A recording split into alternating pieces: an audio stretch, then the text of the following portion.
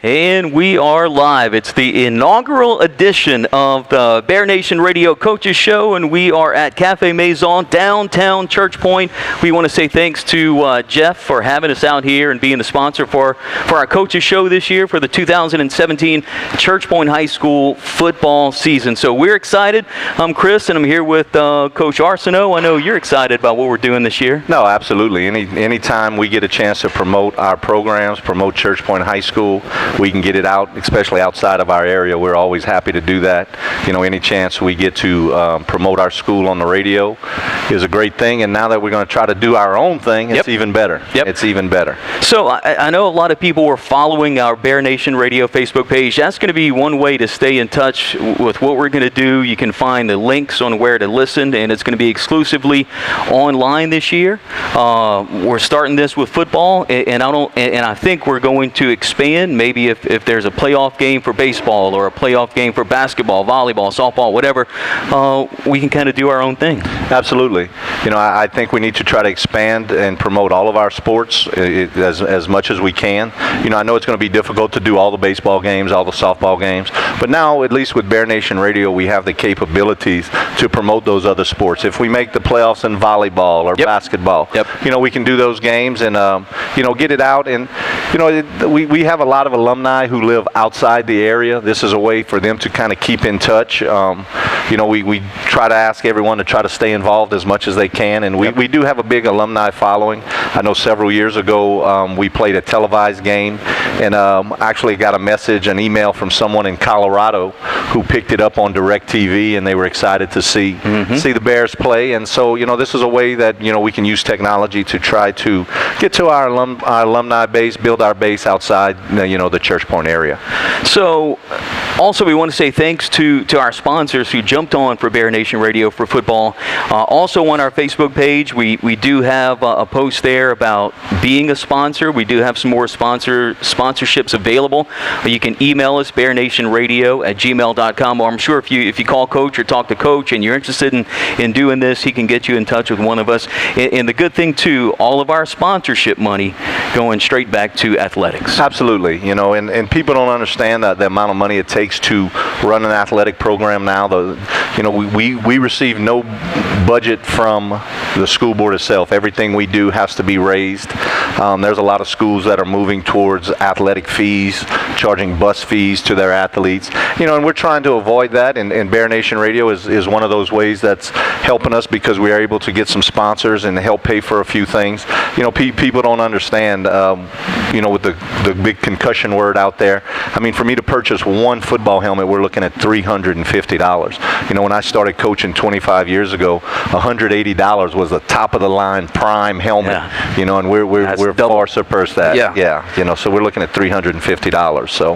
So anything we can do to try to build revenue for our athletic program, to try to provide the best equipment, best uniforms, make sure we have fuel in the bus to get where we need to go, you know, we're going to go for it. So now we'll be carrying the games every Friday night. We're also going to be doing this Coaches Show every Thursday at about 5:30. We also did do a YouTube channel this year, so we're doing video of our Coaches Show. So it's going to be live on Ustream, and the video you can watch it anytime on our YouTube channel as well. So let's get started with this. Now, this week's a little bit different because there was no game last week. Correct. The game was canceled. So that's one thing we wanted to touch on. When it comes to canceling a football game, what happens? What goes on? Who makes the decisions? What is it based on? What happens to that game for the season? And explain a little bit about what happens there. Well, what happens is, of course, anytime you have a game canceled, it's not like one of the spring sports where there's room to make it up. You know, we play a 10-game season. We roll into the playoffs the 11th week. So anytime you have a cancellation, that's exactly what it is. It's a cancellation. And, you know, football's a little bit different. It is a contact sport. There is a lot of preparation that goes into it. You know, and what happened is Coach Phelps and I had talked on Sunday as the weather was starting to come in, and we had both decided if, you know, we were going to be out of school in Jeff Davis Parish. They have a no school, no practice policy. Here in Acadia Parish, they gave us the green light to have voluntary practices. We couldn't make it mandatory based on the weather, but we both agreed that if we weren't back in school by Wednesday, we weren't going to attempt to play with 1 day of preparation. We just didn't didn't think it was in the best interest of the kids on our team. We didn't think safety-wise it was going to be a good situation. And moving the game to Saturday was not an option for us because we had the Booster Club auction coming up on Saturday, and that's just not an event that we can push back and cancel. So Coach Phelps, he understood the situation we were in.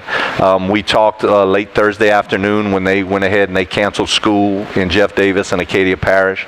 And we just thought that, one day of non-contact preparation just wasn't in the best interest of our kids, especially it being week one.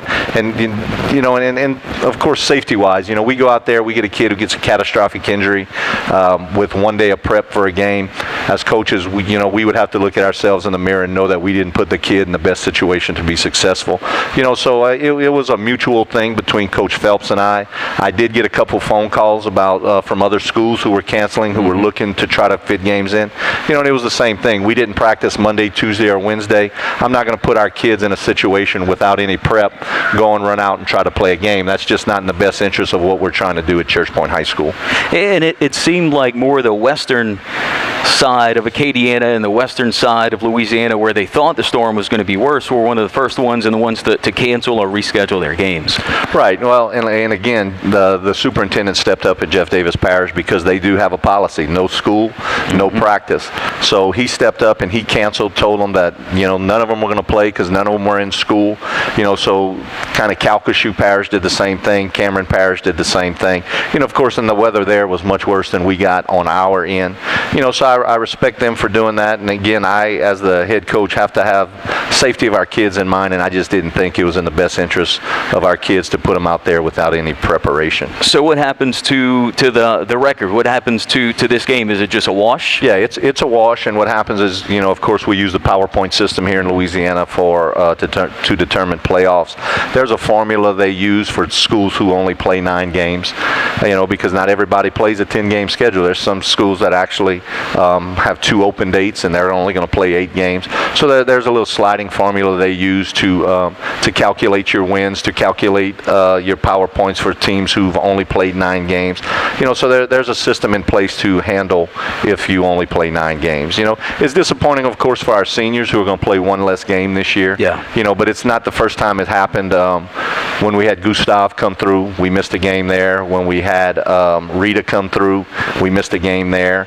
So it's happened. It's part of living in South Louisiana and living close to the Gulf. There's always the opportunity that we can get a tropical event that will force us to cancel a game. Yeah.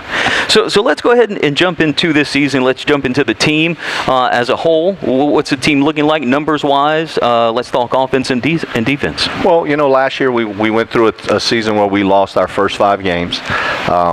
We were very competitive through the first 5 weeks. We had 7 sophomores and 1 freshman out on the field. We have those kids coming back. We fought through some injuries early in the year. We won 3 of our last 5. The 2 that we lost at Eunice. We led the entire game. We had 3 possessions inside the 15-yard line that yielded no points. We ended up muffing a punt late in the game, opened the door for them. They were able to punch it in and win that game. And then we had the game against Northwest the following week, in which we held them to 180 yards of total offense and lost that game because we had 3 turnovers inside of our own 20, gave them the short field, and they were able to punch it in. So we felt like we had opportunities to finish the year with 5 wins. And of course, when you have a young football team, those things happen. You're going to make a mistake. So a lot of those kids are back and a little bit more experienced. We're going to be settled at quarterback. Last year we were playing 2 kids at quarterback. Braylon Jones is going to step in on the offensive side and play quarterback. Not a big kid, only about 140 pounds, but he placed 4th this past year at the state track meet in the 100-meter dash, so he has plenty of speed. We have Trey Babineau coming back, who Trey is going to be his 4th year as a starter. It's going to be his 3rd year starting on the offensive side. Trey's battled injuries the last 2 years. Kind of struggled through the summer a little bit with a hamstring injury, but he's back. He's 100%. He's a kid who's going to start on both sides of the football, provides a tremendous amount of leadership for our football team. We have Kane Bajeron and Gage Higginbotham back, both starting on the left side for us. Both did a tremendous job last year. So, people know when it's crunch time, we're going to need a play, that we're going to run the ball left because we're going to run behind those 2 guys. Matthew Kidder is going to start at center for us this year. year. Matthew stepped in week 3. He was a backup until week 3. We kind of shuffled the deck after we lost the first 2. We moved Matthew in at center, and he's done a great job.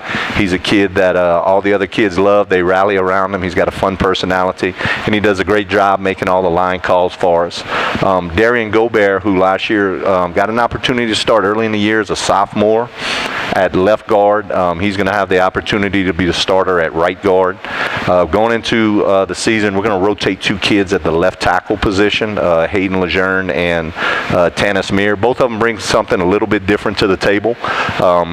They haven't separated themselves yet, so we're going to give both of them opportunities to play, and if one of them separates themselves, then they'll be the starter. But as of now, we're going to rotate those kids. And then we have Ian Mesh, who's going to step in and replace J.C. Arceneaux at tight end. Ian's a big kid, big target. We're going to have to rotate him in and out because he's going to start on the other side of the football. And of course, we have coming back Rodney Dupuy, who last year as a freshman rushed for 1,301 yards. Just did a phenomenal job. He's got some great skills, some things you can't teach. He's got great vision. He's got great bursts, and he's knows how to make people miss him. Got a little swivel in his hips. Yeah. You know, and then we got Tyron McDade, who's going to step in, is going to play the left halfback for us. Tyron has done a good job. He was a split end last year. We moved him into halfback. We also have Gavin Richard, who's another freshman, who's going to step in and give us a little help on offense. And then we got Carson Mott, who started last year all 11 games at split end, and Carson's a senior, and again he's going to do a good job for us. And you know, we're going to try to definitely get him the ball tomorrow night. We were unable to get him many catches last year, so we're going to try to get him involved as much as we can.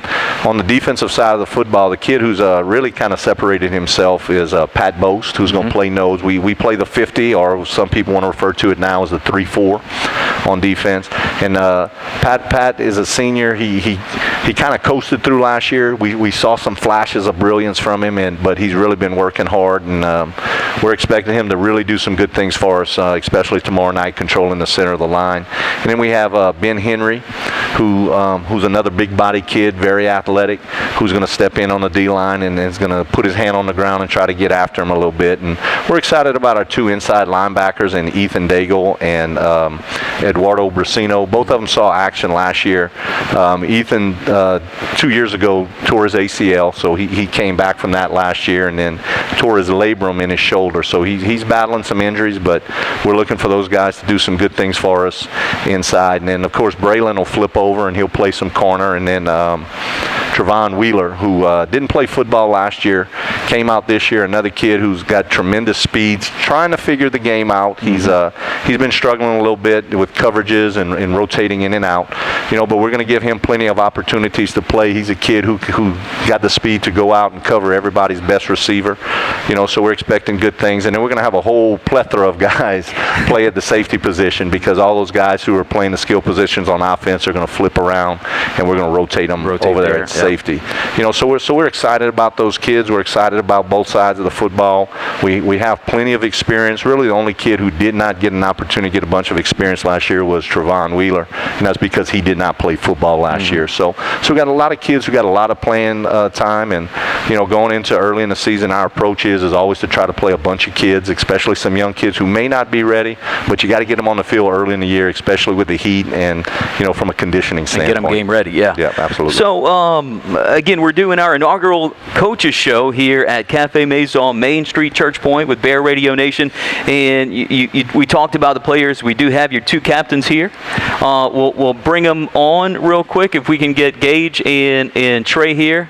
We'll have them say a couple things. Y'all can come here. Just stand kind of behind where Coach and I are standing.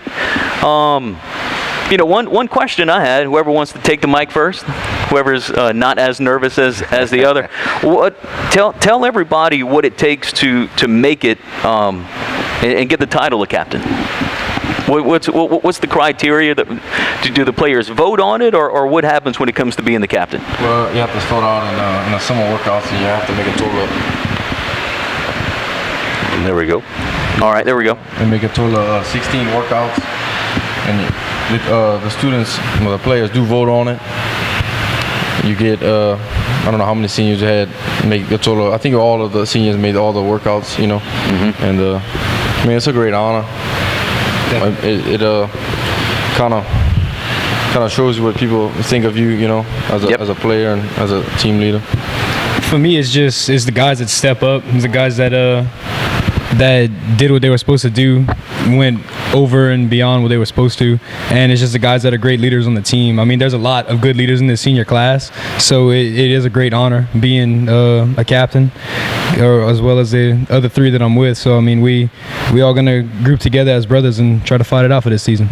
Well, very good, guys. Thanks for stopping by today, and good luck this season. That was Trey and Gage, our two captains for the game Friday night against Abbeville, which that'll kind of take us into our next segment, Coach, talking about the game coming up Friday night.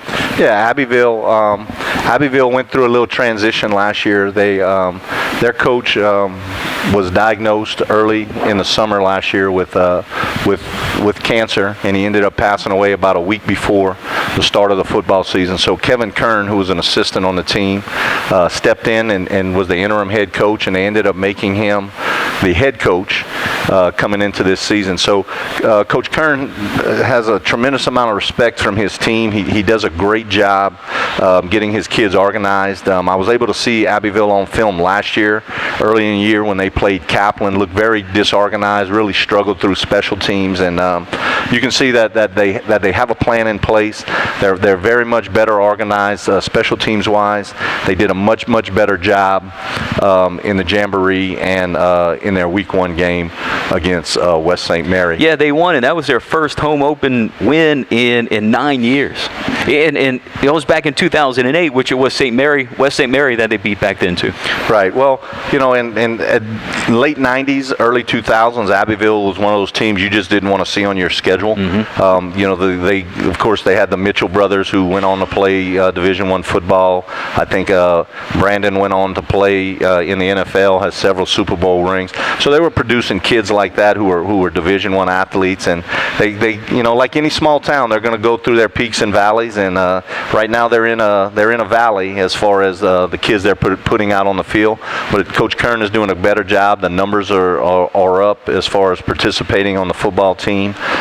We played them last night in the JV game, and they had a nice crew out there in the freshmen in JV, in which in the past they haven't necessarily been able to field a team to do that. So it's definitely a program that's headed in the right direction. They have a good plan on offense. They're running a little bit of the veer, then mixing it in with the wing tee, mixing formations. They'll get in double slot. They'll bring a tight end in the game. They'll get in trips. And their quarterback is a really good athlete. He does a good job of lulling you to sleep running the veer. They'll dive it in there, and then all of a sudden he'll pull it and he'll go 70 yards for a touchdown. He's got very good speed. The fullback is a very hard-nosed player, and they'll just keep pounding him in there, and then all of a sudden they'll come and they'll try to run a little jet sweep and sneak you around the edge. So, like I said, you can see that they have a plan in place, and the kids are buying in, and they're playing really hard. In the Jamboree, rain kind of got the better of them, but you could see last week they bounced back in their week 1 game against West St. Mary, and like I said, looked very good. Yeah. Defensively, they've made the transition from being a 4-2-5 team to playing the 4-3. They got 7 really good guys in the box. They're really athletic. They all run to the football. One thing I wanted to mention is too, offensively, their 2 tackles are both over 300 pounds. So that's some big boys. Some very big boys. So they're going to produce. I mean, we're going to have some issues with their size and trying to get after them a little bit, because they're man for man, they're going to be a little bit bigger than us. But Coach Cooley and the defensive staff do a great job, and anybody who's come out and watched this play knows that we're not going to sit still. We're going to blitz, and we're going to slant, and we're going to bring people off the edge, and we make people try to figure out we're going to bring 5 guys, but it's just which 5 guys we're going to bring. Yeah. So they do a great job of that. But Abbeville defensively has moved from the 4-2-5 to the 4-3. 3.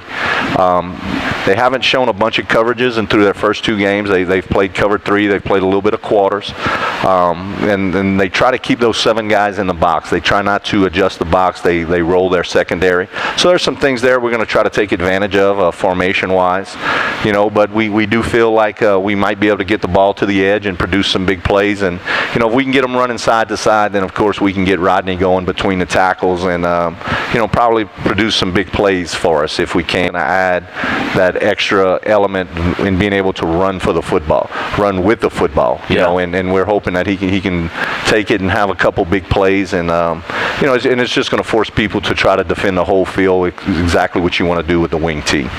So I know you're taking it game by game and Friday by Friday, but I wanted just kind of run down the schedule, quick for people who are listening or will be watching the video. This Friday, home against Abbeville. Next Friday, the 15th, on the road, taking on Kaplan. Correct. Then going to be on the road again September 22nd, Pine Prairie. Back at home September 29th against Eunice. October 6th at Northwest. October 13th, Iota. That's home, and that's homecoming. Correct. My 25th reunion, by the way. You're getting old. I had to throw that in there. You're getting old, I'm just saying. And then October 19th, Crowley. That's going to be in Crowley. And is that going to be, that's a Thursday game because of the Rice Festival? That's Rice Festival week. It'll be on Thursday. And then October 27th, Mamu. That's going to be a home game. And then the final game, the home game, senior night against Port Barry on November 2nd. All 7 o'clock kickoff. Right, and the game against Port Barry is also a Thursday. So 2 of our last 3 games will be played on Thursday nights. And the game with Port Barry was moved to a Thursday night due to the shortage of officials in our area. So, and then what about, is there any pre-sale tickets? Is there any reserve seats still available, or what's going to be the ticket situation? Well, we as far as reserve seats, we have the chairback seats right there underneath the press box. Those goes for $60 a seat, and that takes care of your admission to all the games, and it guarantees you that you're going to have a seat no matter what time you get there. Mm-hmm. And we have 100 of those seats, and right now we have 15 of those seats still available. Okay. So one thing we're going to try to kick off is we're going to try to do online ticket sales where people can use their smartphone. They can go to statechamps.com, find the Church Point tab, and they can buy their ticket directly online. So they can skip the line when they get to the game. They can walk up, they just show them their ticket, and there's a swipe and tear feature on the app to tear their ticket. So we're going to try that this year, and we're going to see, I know technology, people are moving towards their smartphones, so that's something we're going to try this year. And we'll be getting that link out as soon as we can get the site set up. And I know we do have a few minutes left, and Willie and Dwayne and Spanky, who's part of the broadcasting team, they wanted to touch on this a little bit, and that's a few new rules this year. Intentional grounding, they're following kind of what the NFL does, correct? Actually, and in Louisiana, we play under National Federation rules, the National Federation for high school. Texas plays NCAA rules. California plays NCAA. I want to say there's 40 states that play National Federation rules. And Louisiana is going to be an experimental state. We're going to be the only state this year that's going to have the intentional grounding rule in place in the Federation. They're going to monitor it. And I think it's a good rule as far as, us moving towards safety. And it's the same thing you see in college and in the NFL. Once the quarterback leaves the pocket, he's outside the tackle box. He's allowed to throw the football away, basically, or ground the ball. The only thing is the ball has to cross the line of scrimmage. It can cross the line of scrimmage out of bounds. The line of scrimmage goes for infinity. So, even if he throws it up in the bleachers, as long as it crosses the line of scrimmage, he's good. And the one thing about that rule, Chris, that people miss is that once the quarterback leaves the pocket and he comes back into the pocket, he can still ground the football. Once you leave the pocket, you're good. So if you leave and you come back in, you scramble and you come back into the tackle box, you're still allowed to throw the football away. So be careful with that one. Y'all don't yell at the official too much. Well, if that that's happens. why we wanted to cover this a little bit. And then blindside hits. I guess this is a safety issue. Right, of course, and they're moving towards safety because the buzzword with football is concussions, and nationwide participation in high school football is down 10%. So National Federation is trying to look at things to, of course, make the game safer and try to prevent some of these things from happening. So, the old blindside block when a guy's chasing and you come from nowhere and you cream him is going to be a penalty. You can blindside block, but you have to initiate the contact with extended, locked out arms. So you would have to initiate the contact with your hands extended. If you make the initial contact with your shoulder pad and, of course, your helmet or helmet to helmet, then we'll see the old laundry on the ground. And then the last 2 minutes. So this is in the final 2 minutes when a flag is thrown, the team not flagged has the option to start the clock at ready for play or at the snap of the ball. Right. Now this is going to be a big change for coaches, and there's going to be a lot of strategy goes in there. So if you're behind, you can make sure that they don't start the clock till the ball is snapped. Of course, if you're ahead, you're going to want them to start the clock when they blow it ready for play. And of course that's only in the last 2 minutes. Right.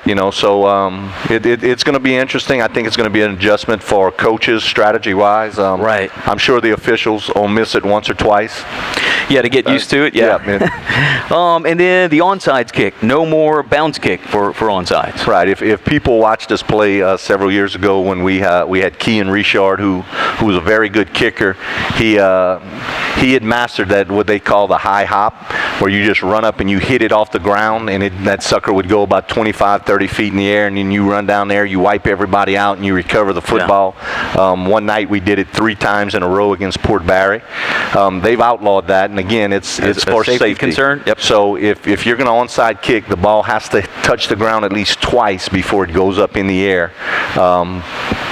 For you to try to recover it. And again, it's a safety thing. So. And then face guarding too. I know that was another note. Face guarding was illegal, and then this year a defender can face guard as long as he doesn't make contact with a potential receiver. Right. The cornerback, safeties, linebackers, they can throw their hands up in front of the guy's face as long as they don't make contact with him. It's not going to be a penalty. And that was always a very difficult call for high school officials, because you have kids who maybe aren't as good as the collegiate or professional level, so have a little bit less body control, and it was always a judgment call on that official. So they've taken that out the official's hands, that they're going to allow them to face guard. So the only thing at that point that they need to see is was there contact before the ball got there or no contact, and so it's going to make it easier on them to officiate that. So I'm sure there's still going to be a couple people hollering if and when this happens, but I mean either way, it's going to happen with a couple fans. Not on our side. I'm not saying us. I'm just saying in general, in the whole high school area. No, absolutely. So it's almost time to kind of wrap things up. Again, our first ever coaches show. We're going to be doing this every Thursday at 5:30 here at Cafe Maison. Again, we want to say thanks to Jeff for giving us the building, and we're hoping, crossing our fingers, that maybe next week or the week after we'll have some people be able to come in here and enjoy the coaches show with us. Again, remember to follow the Bear Nation Radio Facebook page, because there we'll have the link where you can listen to the game every Friday night and also listen to the coaches show. Also, we have information there about being a sponsor too. bearnationradio@gmail.com is our email address. Anything else you want to add before we wrap up, Coach? No, I mean, and what people need to know is that, of course, we're trying to get this off the ground and promote our student athletes, promote our school, and hopefully we can stretch this show out as we get going, stretch it out into an hour-long show, which I think would be a good thing for our athletes. Of course, we're going to try to bring 2 players on every week. We definitely appreciate Gage and Trey coming on, and they're 2 of our 4 captains who are selected by their teammates. So we'll have a player of the week each week on a Bear Nation Radio selected by you guys. So we'll try to get those guys in the following week to come on the show and again, just try to promote our student athletes, promote our school. So hopefully we can expand it and where we have hundreds of listeners each week. Right. So Friday night at Bear Stadium, of course we want to see Bear Nation out there dressed in black and see everyone out at the game and supporting athletes and supporting the school. If you can't make it there, remember Bear Nation Radio on Ustream. You can find us there. Just the easy way is to follow us on Facebook, and we'll be sharing the link there. You can click us and catch the game with Willie and Dwayne and Spanky, and then I'll be somewhat of a sideline reporter when I can. Hey, and what you hear down there stays down there, okay? Right, Let's get that straight right now. Awesome. Well, good luck tomorrow night, Coach. Hey, and everybody share. Yes. Let's get this link out. And like I said, our goal is to try to have hundreds of listeners for the games and get everybody tuned in to the coaches show, and Absolutely. so they can get to kind of know the kids a little bit, and we can promote the kids, promote the school. So we appreciate what you guys are doing. No problem. And good luck tomorrow night, and we'll see everyone out at Bear Stadium. And you can check out Bear Nation Radio. Again, thanks to Cafe Maison, the first ever coaches show for Bear Nation Radio.